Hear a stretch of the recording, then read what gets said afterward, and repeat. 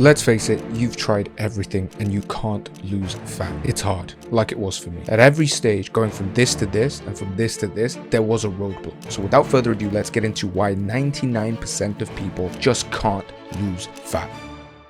The first reason you can't lose fat is because you don't understand the basic rules of fat loss. Fat loss comes from a calorie deficit, an energy deficit. So if you use more energy than you eat, then you're gonna lose fat no matter what.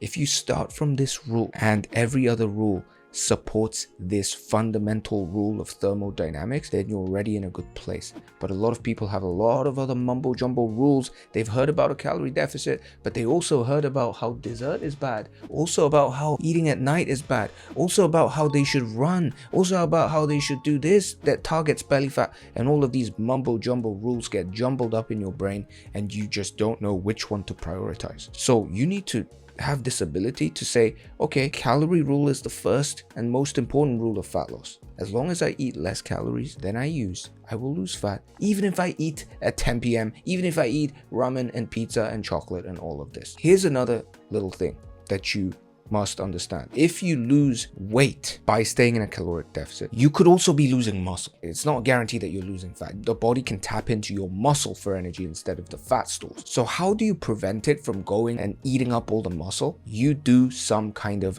muscle training. By that I mean going to the gym, doing bodyweight training, all of these things. If you couple that with a calorie deficit, that's how you actually target the fat instead of just dropping the number on the scale. It's a big mistake. It's a little thing that you got to understand as well. But that's the basic rule of fat loss. Understand that. The next reason why most people can't lose fat is because they prioritize speed over longevity. This happens when people first start signing up to the gym, when people first start doing the diet. You get so excited by the prospect of change and you're very motivated because either you saw something or you made this big decision or you have this big trip and you're all psyched up. So what you do is you just go all in. You train every day, every morning, you're getting up super energized to go to the gym. Every day you're eating super healthy and chicken breast and salad and you feel better and this momentum builds and you're really doing great. What all of that is doing is you're trying to get your result too fast. You're prioritizing speed over longevity. You're not going to be able to make such a drastic change in a short period of time. How can you go from never exercising for weeks, months and months, and then all of a sudden every morning you're waking up at 7 to hit the gym? How long do you think you can sustain that? Instead, what you want to do is do the opposite. You prioritize longevity over speed. What does that mean? You might get results a little bit slower than your friend who's going on these salad diets, but you actually are smart. You watch this video, you're like, okay, Wanhee said longevity. So what can I sustain? Well, maybe I can sustain training twice a week. Let me see if I can sustain that first. Let me see if I can sustain once a week. You do that for 5 weeks, you're like, okay, let me try and do twice a week. Do that for 5 weeks, you do 3 times a week. And then suddenly you can find out what your body can take, what your current lifestyle and life schedule can allow for you. This is a game changer, okay? So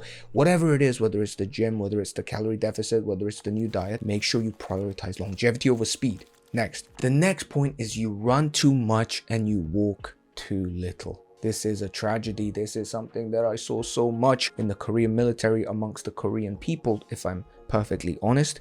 And it is that you are told that cardio is the way to fat loss. And you just think intuitively like I did, that if you sweat and run, you're gonna lose fat. It feels like it, right? It feels like you're losing fat. It feels, you get the runner's high, you feel good. Whereas when you walk, you're just like, well, I walk anyway during the day. It never made me lose fat, so what's the point of walking? Clearly running is gonna use more energy. You said calorie deficit, right? And so you keep running and the belly fat remains. What the hell is going on? You're not burning as much calories as you think you are when you're running, and after running you go and binge eat that ramen, or you have that extra little cup noodle because you think you deserve that food after such a good run, and that pot noodle has more calories than what you burnt in that running. Whereas if you walk slow, if you walk more than you do in your usual day-to-day life, but you're just chilling, you're walking, not only does your mood improve, so you become more present and less stressed, which means you're less likely to binge eat.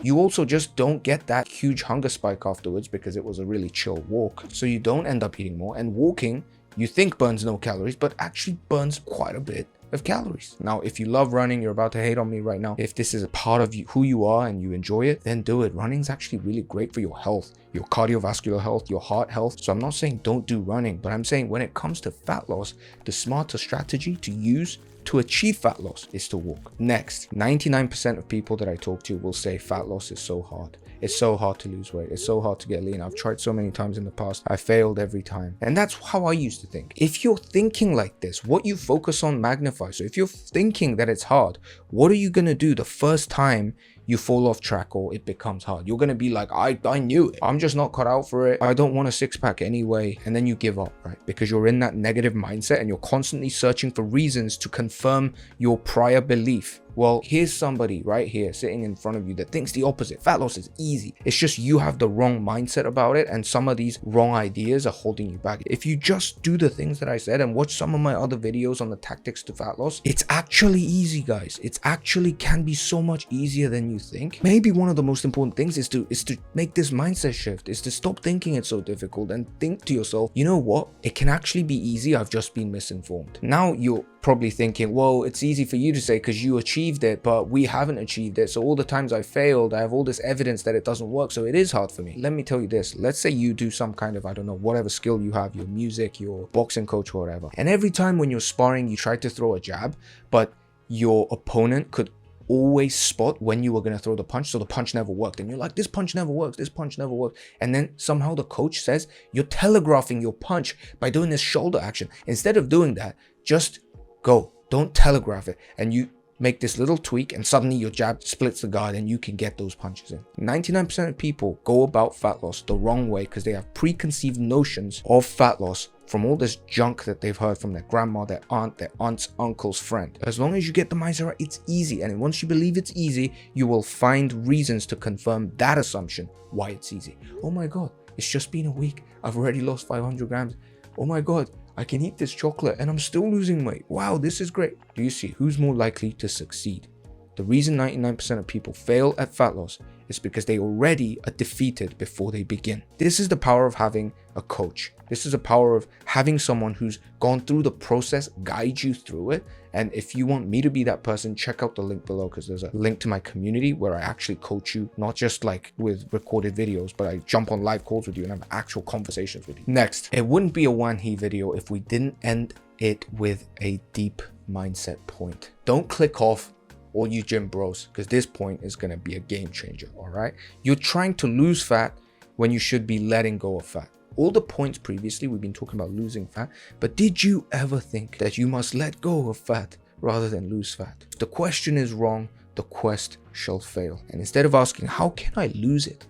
Losing is very much like you have to lose it. How are you going to lose it? It's already there. Like losing your telephone. You cannot lose belly fat. You have to let it go. What is the assumption when I say let go of belly fat? It means that you're holding on to fat. Most people, the reason they're not able to lose fat is because subconsciously there are reasons why they are holding on to the fat. It might be, maybe, I'm not saying this is the case with you, but it might be that you were bullied as a kid for being fat or being skinny, and you were taken advantage of. Maybe you were even abused. And carrying all that fat is your way of protecting yourself, to have that protective layer so you're not taken advantage of again. There was a podcast that I heard in Korea where a woman who was sexually abused in her childhood was obese, and every time she found herself getting leaner, she was afraid that men would look upon her body in that way, which scared her, so she would eat more. That's obviously a pretty extreme example, but it just goes to show that there may be subconscious reasons why you are holding on to fat. And if you tell this person, just do a calorie deficit, oh, you know, just drink more water, just go on walks like Wanhee said, you're touching the surface layer, but you're not really hitting the root cause of why that person is carrying and not letting go of that fat. So how do you let go? First of all, you gotta be aware of what's making you hold on. And once you become aware of that and hopefully accept that part of you as well, and maybe forgive, that's when you can start to let go of that previous self. And somehow this is why you get cases like, oh, this happened and then I just lost all my fat. It was nothing to do with calorie deficit. Something happened in their life. I just lost all my fat. Why does that happen? Because you're subconsciously holding on to fat. And when that knot is unknotted, you can let go of all the fat that you need. Got pretty deep. I hope this resonated with some of you. If you're into this kind of deep stuff, then you'll surely like all my other videos. Share it with someone that you know would be helped by it. See you in the next video.